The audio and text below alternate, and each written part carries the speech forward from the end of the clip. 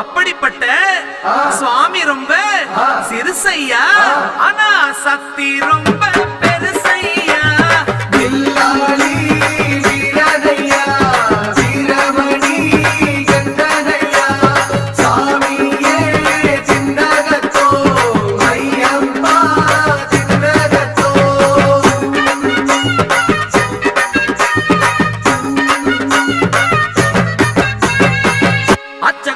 அரசன் என்போம், ஆரியங்காவு ஐயன் என்போம், குலத்து புலை பாலன் என்போம், எரிமேலி ஸ்ரீதர்ம சாஸ்தாவென்போம், சொரிமுத்து ஐயனார் அப்பன் என்போம், ஜோதிச ரூபன் என்போம், மகர்ஷி மர்தன் என்போம், மணிகண்ட சுவாமி என்போம், சுகுண விலாசன் என்போம், சுந்தர ரூபன் என்போம், ஜாதி மத பேதமில்லா கடவுளாம், சத்திய வடிவான தெய்வமாம்.